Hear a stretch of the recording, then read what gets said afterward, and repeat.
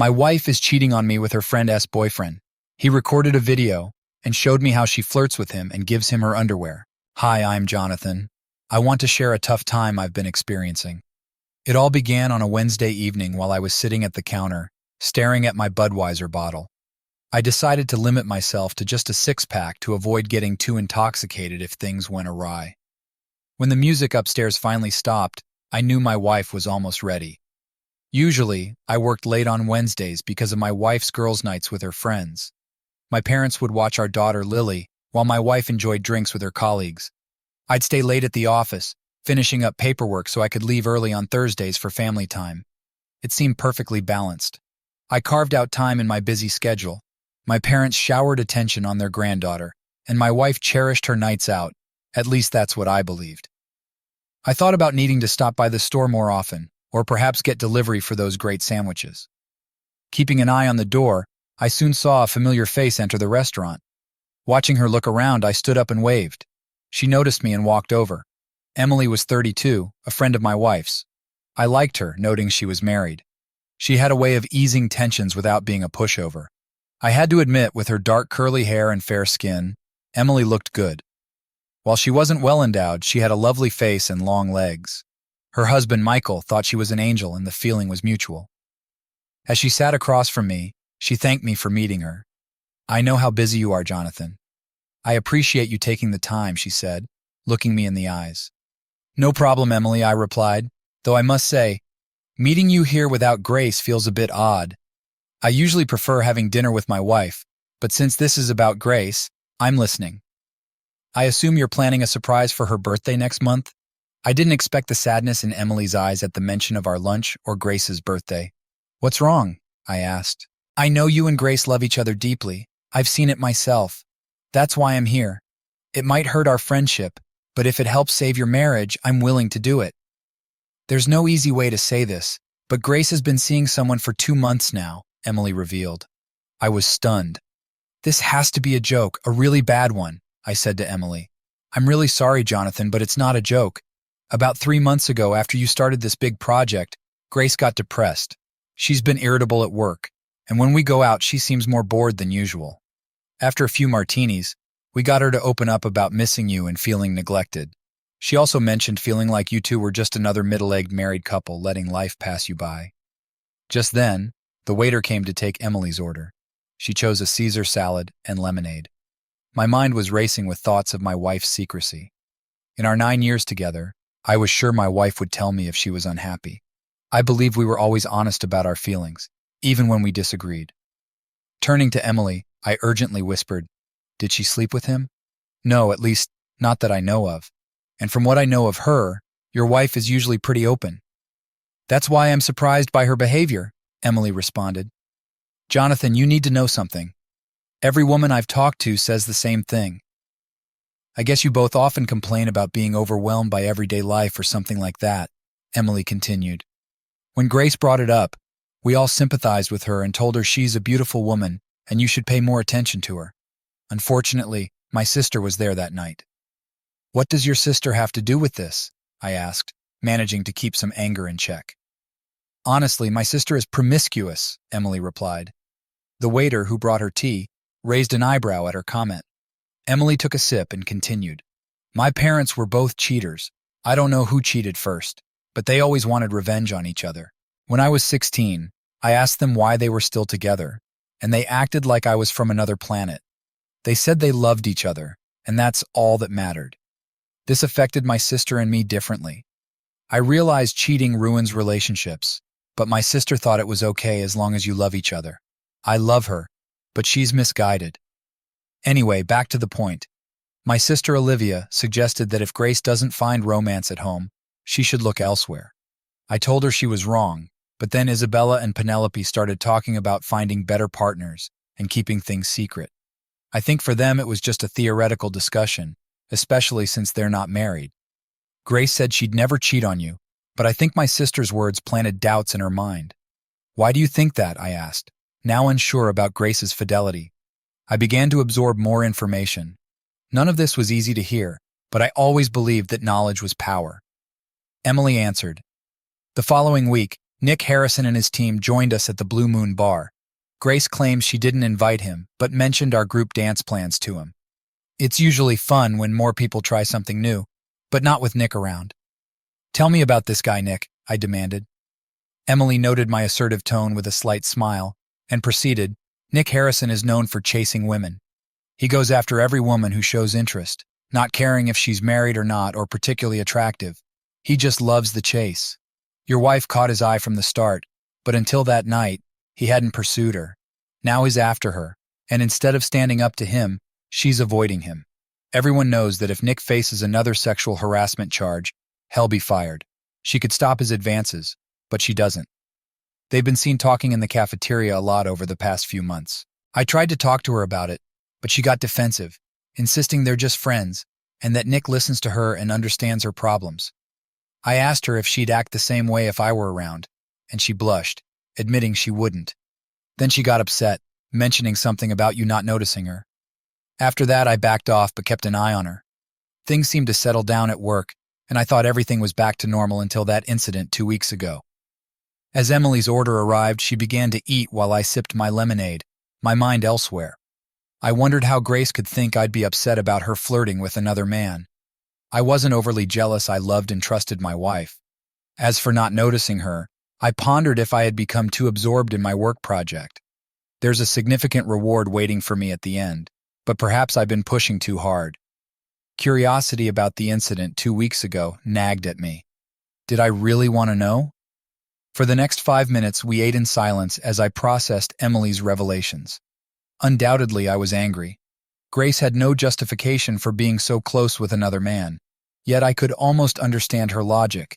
If I had been more attentive, perhaps none of this would have happened.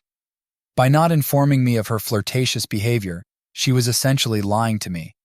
It was a lie of omission, but for now, I could overlook her actions and focus on fixing the situation. I would speak to her and share my concerns. If she was honest and agreed to distance herself from Nick, we could move forward. So far, I hadn't seen any lasting damage, unless, of course, something significant occurred within the last 2 weeks. Tell me what happened 2 weeks ago. How bad was it? I asked. With this inquiry, I found some solid mental ground beneath me. I felt I could handle it. Emily looked at me sympathetically. This is where it gets ugly, Jonathan. 2 weeks ago, we were back at the Blue Moon Bar to dance. Nick and his friends arrived, and we all danced together, having a good time.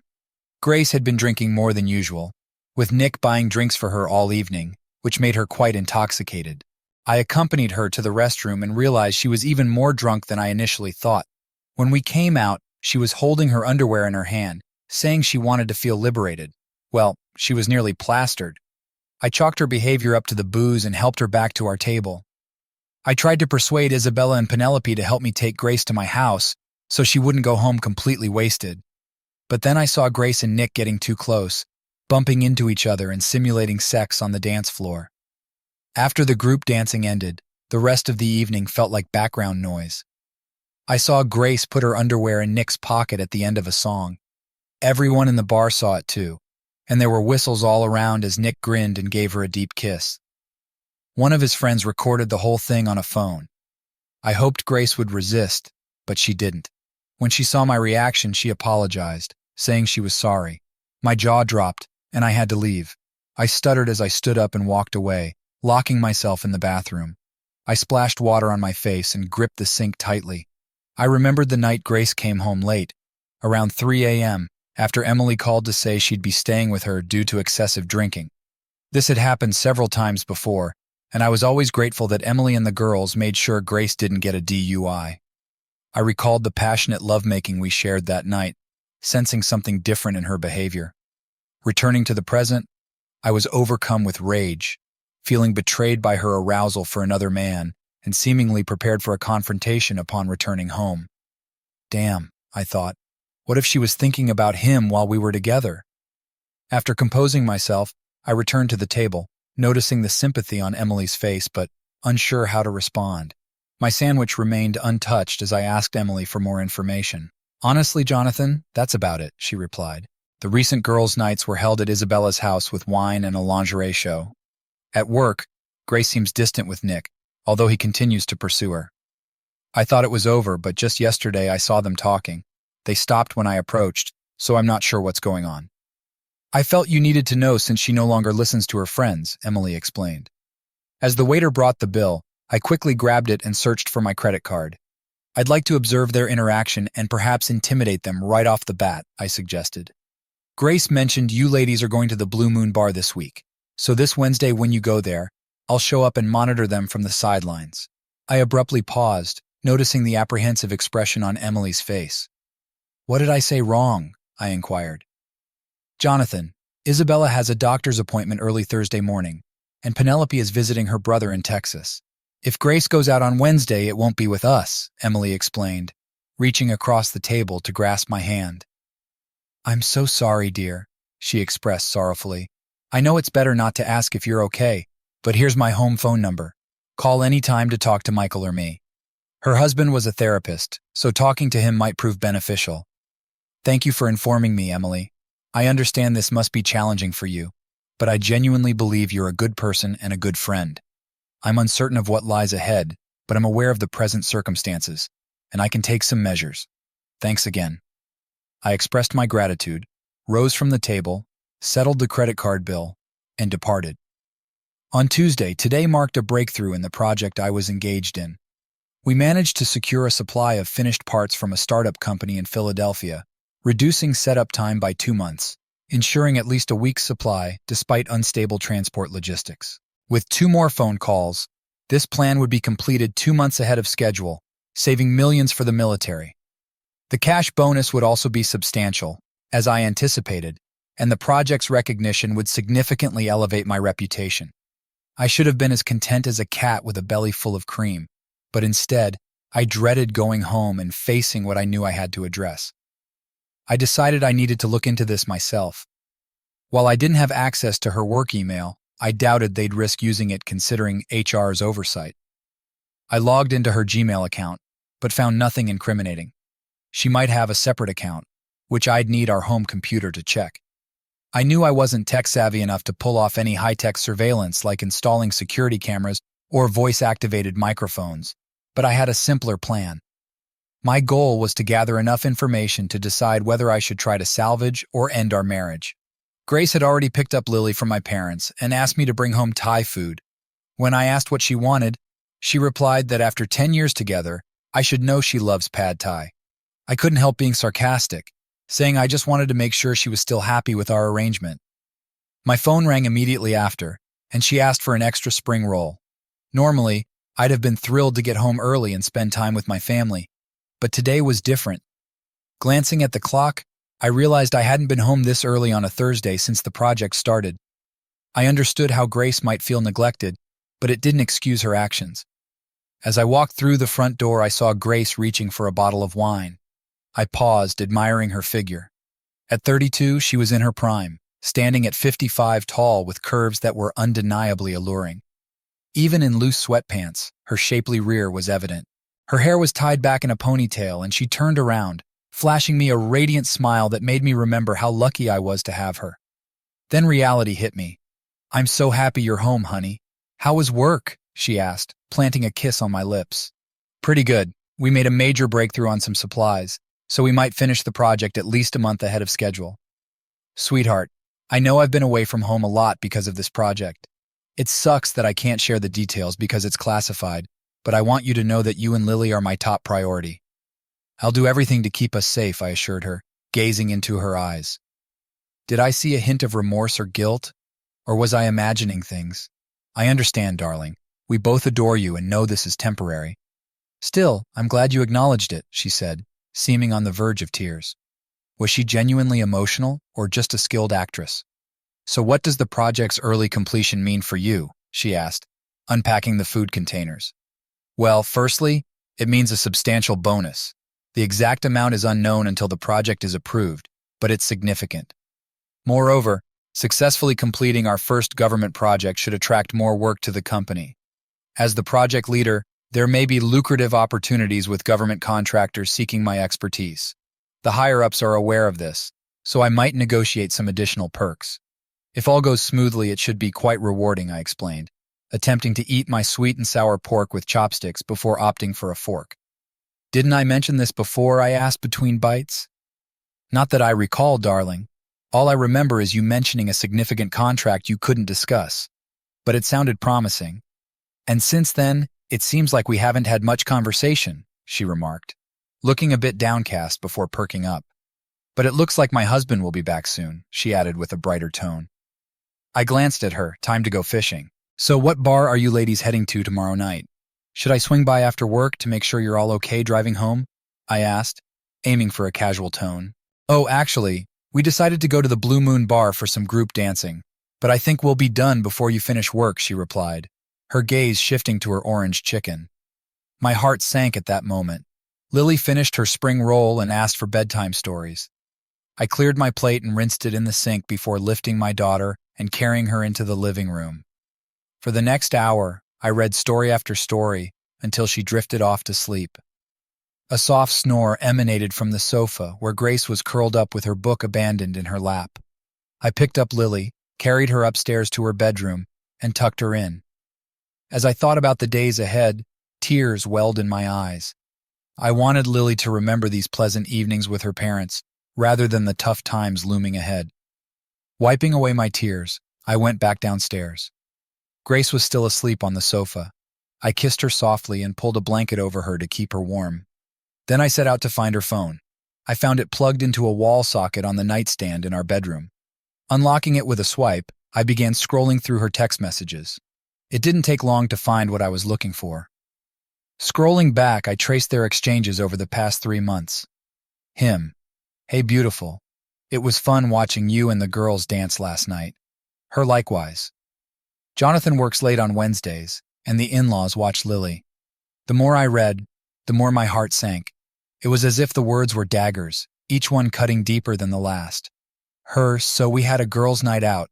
Him, your husband seems like a good guy, letting you have some fun. Her, yes, he's amazing. Those early messages seemed so innocent, but then I stumbled upon something that made my blood run cold. Her Vicky gave me a talking to today about our lunch breaks. I was annoyed, but she picked up on everything. Him. Exactly. I don't want any misunderstandings. Her, she asked if Jonathan would approve of how we've been acting, which got me thinking we might be giving off the wrong signals. Plus, I shouldn't be confiding all my issues to another guy. I'll try talking to Jonathan. Him, I understand. But if you can't get his attention, you know where to find me. I'll even treat you to dinner if need be, just as friends. I couldn't remember Grace ever trying to have a serious conversation with me. Maybe it was during that chaotic time when I was engrossed in sourcing materials for the project. I was so buried in work that I could have missed anything. Until now, the messages seemed harmless, but it was clear this guy was making his move. How could Grace be so blind? I scrolled further and found more troubling messages. Her, you have to return them today. Him, what are you referring to? Her, you know very well. My friends are furious with me right now, and I don't blame them. If Jonathan finds out I behaved like some sort of floozy, he might leave me. Him. So you don't want me to show him the video? Her, what video? No one at work can see this. Him, Sam was there, and he captured a video on his phone. I'll ensure he deletes it. But you owe me. Her. Okay. I can't lose Jonathan, not after last night. Him. What happened last night? Her, it's really none of your business. Him. Was he upset that you came home late and intoxicated? Her, very funny. Hell no. Let's just say something happened that turned everything upside down and leave it at that. Him, so some dirty dancing with me made you toil for your husband's forgiveness. He should be thankful to me. Her, you're despicable. Last night was unforgettable because Jonathan and I love each other. Now give me back my underwear and ensure that damn video is erased. Damn, it sounded like I was some sort of floozy. Jonathan deserves better than me. Him, no, he's fortunate to have you. He was keeping an eye on you, wasn't he? I'm sure he's a great guy, but you often go out alone. Her, I don't need anyone to watch over me. Just be the friend you claim to be and handle what I've asked, please. Him. Sorry, of course, I'll assist you. And afterward, I'll let you treat me to dinner. Her, just ensure no one sees this video and I'll do whatever you want. Nothing further until last Friday. Him, I heard the girls' night out is canceled. How about dinner with me? Her, not a good idea, sorry. Him, come on. Your husband will be at work and the girls left you alone. One evening with a friend, we can chat like we used to in the cafeteria. Besides, you owe me. Her, okay, I'll meet you at the Blue Moon at 8. Him, no, meet me at TGF located at the Sheraton Hotel. They have great drinks and I don't want to be bothered by drunk idiots. If we drink too much, I'll get a room. Her, okay, but it's just dinner with a couple of friends, and I'm grateful to you for ensuring the video never surfaced. It's bad enough that people at work have heard about this. Him, don't worry about it. I saw Sam delete the video, and soon someone else will do something scandalous, and you'll be fine. See you at 8. That's when it hit me. This was likely the end of my marriage. How often had I witnessed my wife going out for a date with another man at a hotel restaurant bar? How could this end well? How could she not see the closeness involved? Closing the messages, I reconnected her phone to the charger, undressed, and slipped into bed alone. Sleep eluded me for a long while. On Wednesday, she came down the stairs wearing her little black dress, the one she always wore when we went out together. She looked stunning. Pausing at the bottom of the stairs, she spotted me sitting at the table. "I didn't expect you to come home so early today, baby," she said, her tone faltering slightly. "We need to talk, Grace," I said, my voice devoid of emotion. "This is perhaps the most crucial conversation we'll ever have. Please take a seat." She sat down, looking apprehensive, and reached out for my hand as usual, but I withdrew it. "I know there won't be a girls' night out today. I know you're seeing Nick Harrison behind my back," I began. "Jonathan, please let me explain," she pleaded, but I interrupted, slamming my fist on the table. "Damn it, Grace, listen to me," I shouted. "You can't speak until I've said my piece." She recoiled, tears welling in her eyes. I regarded her impassively and continued. "As I said, I know you kissed that idiot at lunch. I know you danced with him at the Blue Moon bar. I know you took off your underwear and gave them to him after some provocative moves on the dance floor. I know the only reason you were all over me 2 weeks ago was because you were excited about him. I also know that tonight you're going on a date with him to a restaurant in the hotel where your boyfriend has already made a reservation. I just don't know if you've already slept with him, and I don't know what could stop you if you haven't." I paused, trying to rein in my anger. "Grace, you lied to me by omission about Nick. You lied to me about your risque dance, and you lied to me about going out with the girls. Frankly, I'm exhausted, and my trust in you is shattered. I'm not even sure if I want to salvage this marriage yet. Your actions suggest that you're no longer invested in it. Therefore, I present you with 3 options." I raised a finger. "Option 1. You walk out that door and go to your idiot of a boyfriend. Even if you don't sleep together tonight, this choice will end our marriage. There's no chance I'll want to salvage it." I raised a second finger. "Option 2. We sit here all night, and you try to persuade me to work on saving our marriage. It'll be incredibly challenging for you to convince me, as I'm not inclined to believe a single word from your mouth. However, maybe you'll succeed because I truly love you, and we have a child to consider. I can tell you there's a 50 chance I'll be willing to try." I raised a third finger. "Option 3. You take me with you tonight to confront your lover in front of me. You demand that he never speaks to or contacts you again. Then you allow us to speak to him privately for at least 15 minutes out of earshot. This option will earn you the most respect and maximize my willingness to work with you. If you didn't sleep with him or engage in any sexual activity, I promise I'll be 100 committed to making this relationship work. However, if you did, this is the only option that could potentially salvage our marriage." Grace looked like she was about to be sick, staring at me with a mix of fear and regret. "Option 1, 2, or 3, Grace? Which will it be?" The question hung in the air for what felt like an eternity as she fought to keep her composure. "Jonathan, I'm so sorry about everything. I desperately need to talk to you. If we go see him, who will lead the conversation, you or me?" Her response caught me off guard. I had expected her to choose sitting and talking, trying to justify her actions. Agreeing to confront him head-on earned her a few points, but she was still in deep trouble. I took the keys and followed her to the car. Out of habit, I opened the door for her, and she nearly broke down in tears. As I pulled out onto the road, she glanced at me, her voice barely audible. "I really ruined everything for us, didn't I?" "Yes, Grace, you really did," I replied, focusing on the road ahead. "What can I do to fix this?" she asked, her voice shaking. I took a moment to gather my thoughts. First and foremost, complete honesty from now on. I shouldn't have to say this, but evidently you think it's acceptable to omit things I should know or to lie repeatedly. You need to find a way to make me believe what you say. I don't know how you planned to do that, but I wasn't the one who broke our trust. Another thing has dead to you. If we stay together, you won't talk to him at work. You won't ask about his day. If he shows up at a bar you're at, you leave. If you can't leave, call me immediately. No drinks, no gifts, no communication whatsoever. Next, when we get home tonight, you'll tell me everything. I don't want to hear your thoughts about the project. I know I was consumed by it, and I'll take some responsibility if you harbor any resentment toward me. Let me know. Lastly, schedule marriage counseling. If you prefer to choose a counselor yourself, feel free. Maybe Michael can recommend someone. Her phone chimed with a message, and she glanced down, paling even more. It's him, wondering where I am, she murmured. I reached out and she handed me the phone without hesitation. I scrolled through her text messages. There were a couple from earlier today. Him. Hey, I booked a room with a jacuzzi. Maybe we can relax after lunch. Bring your bikini. Her, you can get me drunk enough to take a hot bath with you. I won't bring the bikini. Him. We'll see. You know what happens when you drink. Maybe you won't need a bikini. And then just now. Him, where are you? While waiting for you, I had a glass of wine. Her, I'm running a little late. I have a surprise for you. Him. Oh, you brought your bikini. Perfect. I handed the phone back to her. She read the messages and hung her head. You know these messages don't help your case, right? Just today's messages make it look like you were planning to hook up with him tonight. How much worse will it look if I scroll further, I asked, knowing the answer. Do you consider your text messages today as inappropriate flirting? Can you grasp how these exchanges have shattered all my trust in you? I heard her sobbing next to me. Jonathan, I swear I only intended to have dinner tonight. I never planned to sleep with him. I couldn't help but scoff. Were you planning to give him your underwear after taking them off like you did a few weeks ago? I didn't think she could get any paler, but she did.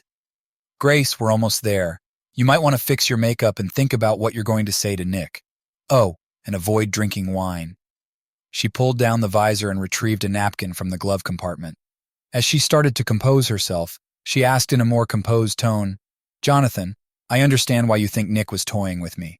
Listening to you, I see it now. But Jonathan, how did I not see this? I know my recent decisions don't reflect it, but I'm not a naive little girl. I fended off more attractive and sophisticated men than Nick. So why did he target me? That's one of the reasons why I find it hard to believe you now, Grace. You're a beautiful, intelligent woman who should see through this nonsense. That's why I wonder, did you go along with it willingly? Imagine if I picked up some woman at a bar and lied to you that I was going to dinner with her tonight. No wonder you're so angry and hurt, she said, her color returning and her voice growing firmer. Okay, I messed up, and now I have to find a way to fix it. Thank you for giving me a chance. She leaned in to kiss me, but I turned my head at the last moment, allowing her to peck me on the cheek. I'm not over this, not by a long shot, I said.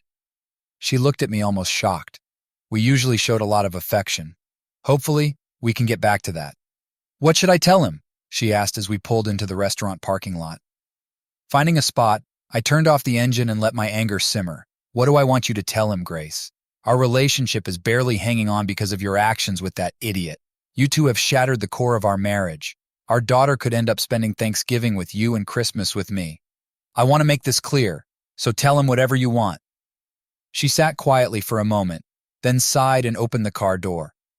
As we approached the restaurant and the hotel, she hesitated, reaching for my hand. I didn't pull away, but I didn't welcome her touch either. We entered, and a blonde hostess greeted us, asking if we were a party of two. Before I could respond, Grace interjected, stating that we were meeting someone already here. The hostess nodded and suggested we look around. Not knowing who we were looking for, I relied on Grace to lead us. She nudged me and pointed toward the back of the restaurant, where a man sat near the hotel door, engrossed in his phone. With determined steps, Grace walked toward the table and stopped without sitting down. The man looked up, saw her, and smiled broadly. His smile faded quickly when he noticed me standing behind her. Nick, this is my husband, Jonathan. He's concerned about our relationship, and after talking with him, I have to agree. For the first time in our marriage, I've given him reason to doubt my fidelity. He'll work hard to repair the breach of trust caused by my relationship with you. From now on, I want nothing to do with you.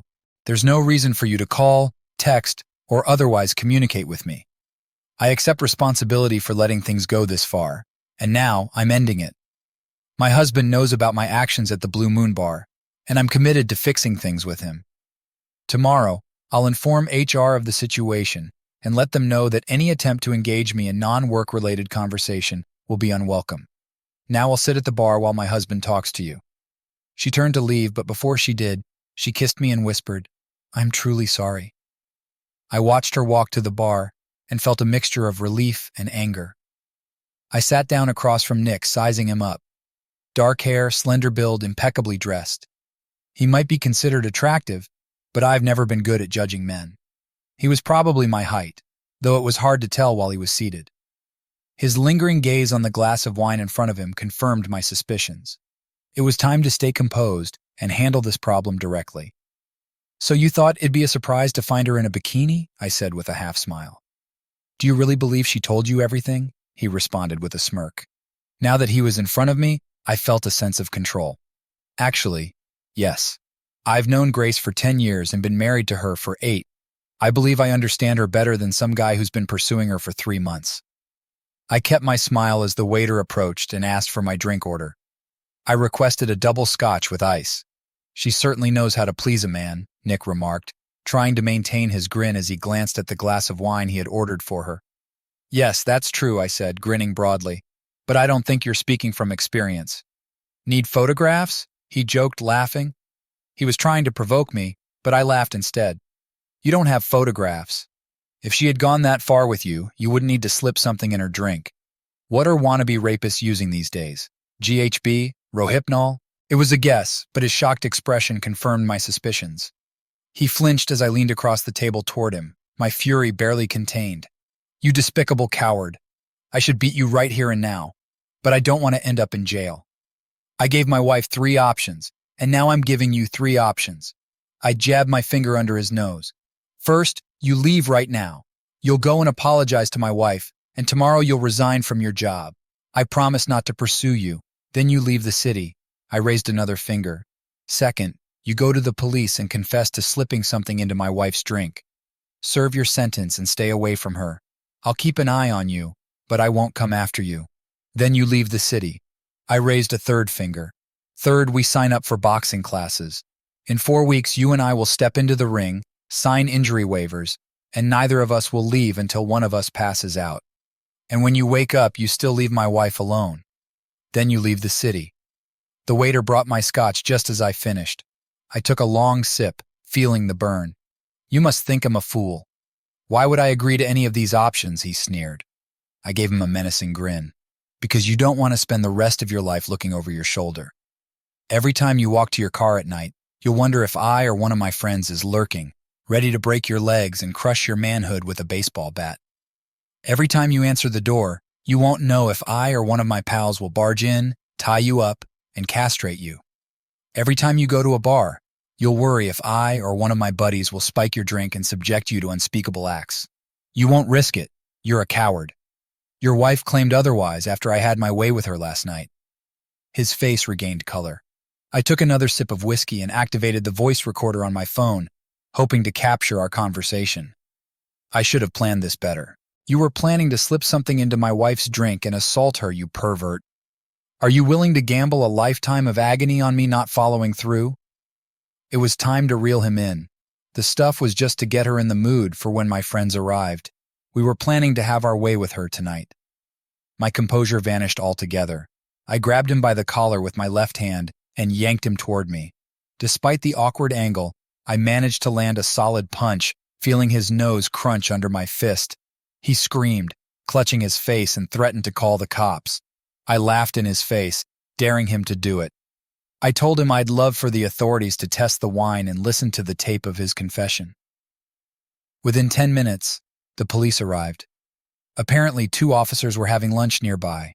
They took my statement and collected the wine and glass for analysis. When they searched Nick, they found a packet of white powder.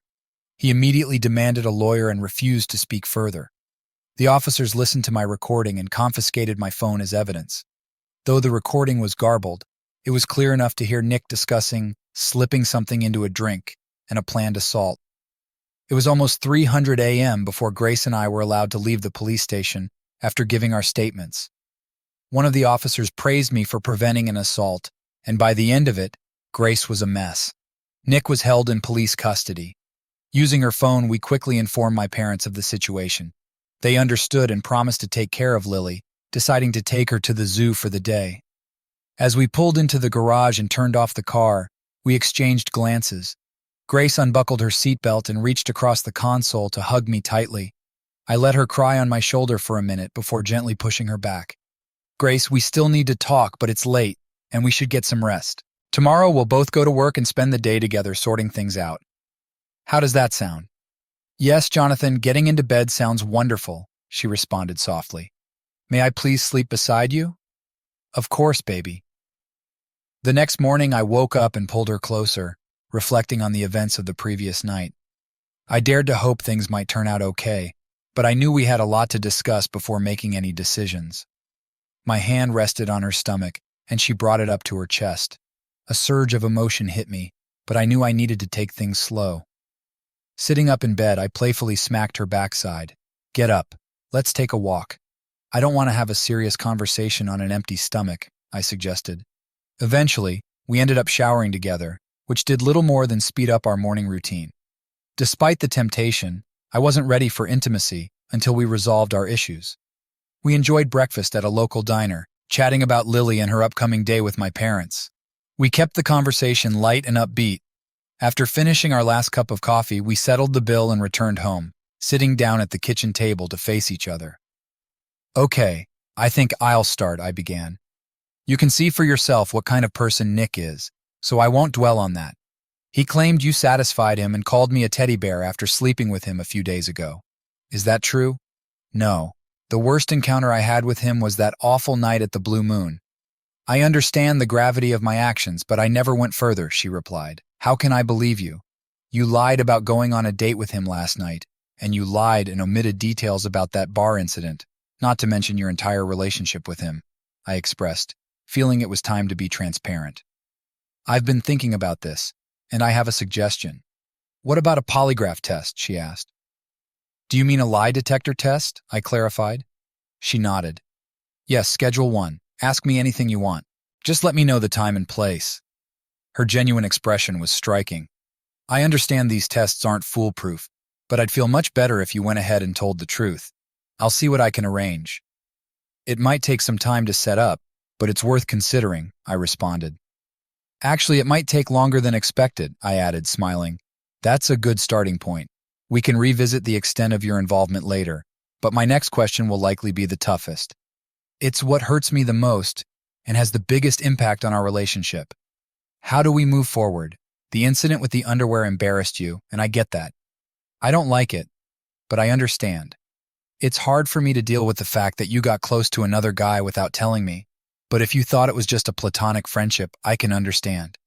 What I can understand, and what makes me want to walk away, is when you lied about seeing other girls when you were actually meeting him for dinner. That blatant lie broke my heart. There were tears in my eyes, but I felt powerless. Jonathan, all I can do is explain what I was thinking at the time. First, I want to say how sorry I am for lying to you about everything. When you took on that project, for the first time since we've been together, I felt like I wasn't a priority. I'm not blaming you or your work. I understand why you took on the project and how important it was to you, she began, her voice trembling. But I need to tell you how I felt. I started feeling neglected and down. Then Emily's sister said something that stuck with me. She suggested finding romance elsewhere. I never saw it as cheating. I just thought maybe while you were so busy, I could find what I needed somewhere else. Then Nick came along, and without realizing it, he made me feel special. He asked about my day, my family, my interests. Our conversations were all about me. She sighed, watching my face as I tried to keep my emotions in check. When Emily confronted me at lunch, I realized what I was doing. I was using Nick to fill the void I felt you had left. But I still wanted to work things out with you. That night, things got out of hand. I didn't invite him or his friends. They showed up before my other friends did. Nick kept buying me drinks, and I ended up more intoxicated than ever before. I made terrible mistakes that night, but then we had an incredible night together, and it confused me even more. How could I act so recklessly with him but then have such wonderful moments with you? She stood to pour herself a glass of water, drinking half before continuing. Then the video surfaced. I knew you'd be furious, rightfully so. If you got drunk and kissed another woman, I'd be furious too. And I knew it would be worse because after our passionate night, you'd wonder if I was thinking of someone else. So I made another mistake. I tried to involve Nick to cover it up. He probably encouraged it, and I felt obligated to help him out. When my friends couldn't join me for dinner, he offered to take me. I was lonely and thought you wouldn't be home until late. In a moment of weakness, I made a terrible choice, and I'm truly sorry. Our relationship has always been built on trust, and I broke it. Tears streamed down her face, though she didn't sob. "Oh my God," I said, standing to embrace her. I kissed her tenderly, then pulled back. "We're not there yet, and it'll take time. But if you're fully committed, so am I." Grace and I attended counseling for some time. Discussing my issues helped me overcome them. The significant outcome for me was that since communication has been a strength since our first encounter, we continue to work on it. Additionally, the counselor recommended Grace undergo testing for hormonal imbalances. At 32, it seemed premature, but it proved worthwhile. After several tests and a switch in birth control pills, she experienced improvement.